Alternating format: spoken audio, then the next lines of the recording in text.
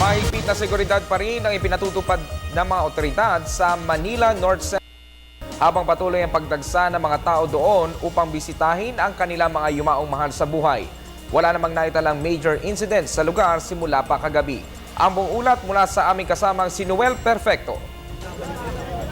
Kumpletong serbisyong inihanda ng lokal na pamahalaan sa lungsod ng Maynila para sa lahat ng mga bumibisita sa North Cemetery at yung mga bibisita pa sa susunod na mga araw para muling makapiling ang kanilang mga yumaong mahal sa buhay.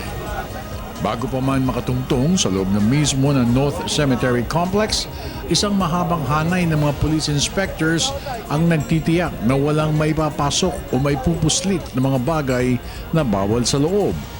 Ayon kay Colonel Ray Layug, MPD Commander sa site, lahat na makapagbibigay ng sakit ng ulo sa kapwa nila mga bisita sa sementeryo ay hindi papayagan ng mga otoridad. Mga patalim, baril, flammable materials, intoxicating liquors, gambling paraphernalias, yung mga loud sound system na maaaring pagsimulan po ng kaguluhan sa loob ng sementeryo.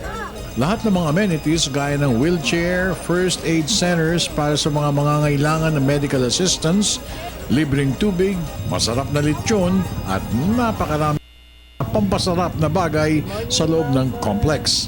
Pati ang mga lakbay alalay services ng pamahalaan ay nandun din sa paligid para matiyak na maalalayan ng mga motorista sa kanilang paglalakbay. Ganun nga po ang order sa amin ni Director na kung sakaling mayroong masiraan sa national roads namin, bigyan namin ng assistance. Ayon sa mga kinaukulan, malamang na lumagpas pa sa bilang ng 1 milyon ang magsisidatingan di lamang sa North Cemetery, kundi pati na rin sa iba pang mga himlayan ng mga yumaon nating mahal sa buhay.